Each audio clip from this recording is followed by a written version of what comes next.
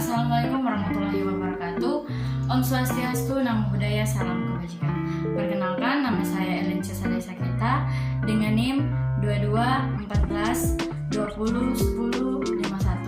Mahasiswa aktif Universitas Pembangunan Indonesia Manado, kelas A2, semester 2, Fakultas Keperawatan, Program Studi Ilmu Keperawatan.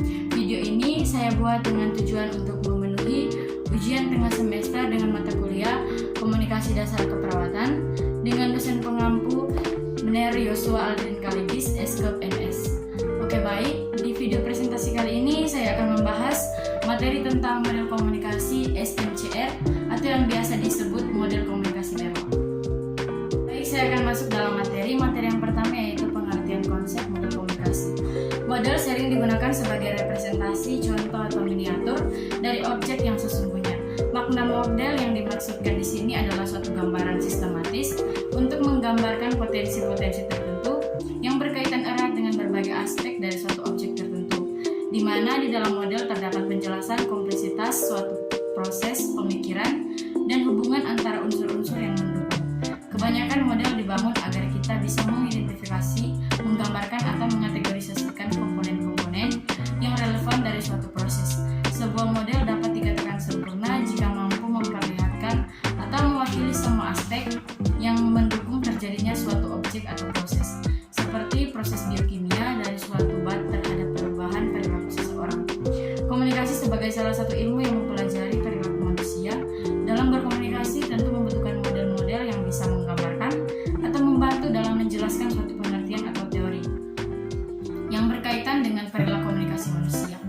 Model dapat juga membantu seseorang untuk menjelaskan fungsi komunikasi bagi aktivitas manusia. Salah satu contohnya yaitu dalam komunikasi keperawatan. Kita masuk pada materi yang kedua yaitu komponen-komponen komunikasi. Unit dari dasar komunikasi terdiri dari seorang pengirim ke seorang penerima dan sebuah pesan dalam konteks tertentu. Komunikasi mempunyai 6 komponen yaitu yang pertama, komunikator atau penyampaian informasi atau sumber informasi. Yang kedua, komunikan atau penerima informasi, bisa juga disebut pemberi respon terhadap stimulus. Yang ketiga, pesan, gagasan, pendapat, stimulus, fakta dan juga informasi. Yang keempat, media atau saluran yang dipakai untuk menyampaikan pesan.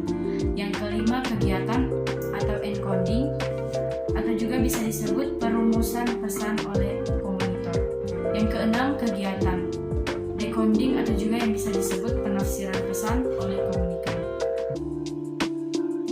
Kita masuk pada materi yang ketiga yaitu konsep komunikasi model SMCR atau Berlo. Pada awal abad 20, komunikasi dipandang sebagai proses yang bersifat mekanis di mana informasi atau pesan berjalan lurus melalui saluran komunikasi. Model komunikasi disebut juga dengan model komunikasi linear karena proses komunikasi dipandang sebagai sebuah garis. Dalam model komunikasi linear, pengirim pesan melakukan enkode terhadap ide atau gagasan dan perasaan ke dalam bentuk pesan dan kemudian mengirimkannya kepada penerima pesan yang melakukan dekode terhadap pesan yang diterima. Dalam model komunikasi Berlo terdapat unsur encoder atau decoder yang dianggap penting. Encoder artinya menyandi atau memformalisasikan pesan dan hal ini dilakukan oleh sang pengirim pesan, sedangkan decodes artinya membaca sandi atau menerjemahkan pesan. Kita masuk pada materi yang ketiga yaitu konsep komunikasi model SMCR atau Berlo. Pada awal abad 20, komunikasi dipandang sebagai proses yang bersifat mekanis di mana informasi atau pesan berjalan lurus melalui saluran komunikasi.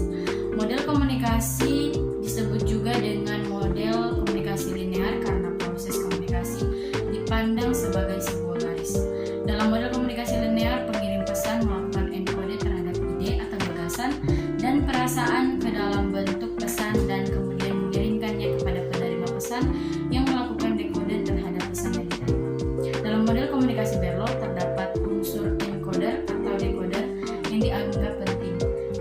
Encoder artinya menyandi atau memformalisasikan pesan dan hal ini dilakukan oleh sang pengirim pesan, sedangkan decodes artinya membaca sandi atau menerjemahkan pesan. Pada materi yang keempat yaitu komunikasi elemen-elemen dalam model SMCR atau Berlo. Yang pertama pertama S untuk sender atau source atau sumber atau pengirim pesan. Sender atau source atau pengirim pesan adalah sumber berasalnya pesan.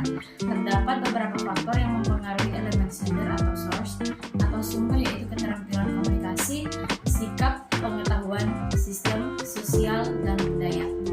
Yang kedua M untuk message atau pesan. Yang dimaksud dengan elemen message atau pesan dalam model komunikasi Berlo adalah substansi yang dikirimkan oleh sender atau source atau sumber kepada penerima pesan. Pesan yang dikirimkan oleh sender atau source atau sumber dapat berbentuk suara, teks, video, ataupun media lainnya. Faktor-faktor yang mempengaruhi elemen atau message atau pesan yakni isi elemen, perlakuan struktur, dan kode. Yang ketiga C untuk channel atau saluran komunikasi. Dalam melakukan komunikasi, sender atau source atau sumber harus memilih sebuah saluran komunikasi untuk membawa atau mengirimkan pesan yang dimiliki. Misalnya dalam konteks komunikasi massa, digunakan media massa sebagai channel atau saluran komunikasi untuk menyampaikan pesan. Dan yang terakhir atau R untuk receiver atau penerima pesan. Receiver atau penerima pesan merujuk pada individu yang menerima pesan atau yang dikirimkannya oleh pengirim pesan. Sebagaimana sender atau source atau sumber atau pengirim pesan, maka receiver atau pengirim pesan juga memiliki berbagai elemen yang dipengaruhi oleh beberapa faktor, yaitu keterampilan komunikasi, sikap, pengetahuan, sistem sosial, dan budaya. Sekian video presentasi dari saya. Jika ada kesalahan atau salah kata, saya mohon maaf. Shalom. Selamat datang di Universitas Pembangunan Indonesia Manado. Di Universitas Pembangunan Indonesia Manado terdiri atas 6 fakultas dan 8 program studi. Di antaranya Fakultas Teknik, Fakultas Hukum, Fakultas Fisik, Fakultas Sastra, Fakultas Pertanian, dan yang paling utama dan yang paling favorit di Universitas Pembangunan Indonesia Manado adalah Fakultas Keperawatan. Bagi teman-teman, bagi kakak-kakak, bagi adik-adik yang masih bingung mau masuk universitas mana dan masih ragu-ragu untuk pilih universitas mana, marilah bergabung bersama kami di keluarga besar Universitas Pembangunan Indonesia Manado. Jangan takut, jangan ragu, karena Universitas Pembangunan Indonesia Manado sudah terakreditasi B. Mari coba bergabung dengan torang, apalagi yang teman-teman semua yang ingin menjadi perawat. Bergabung bersama kami di keluarga besar FAKEP Universitas Pembangunan Indonesia Manado. Jangan lupa join ya guys.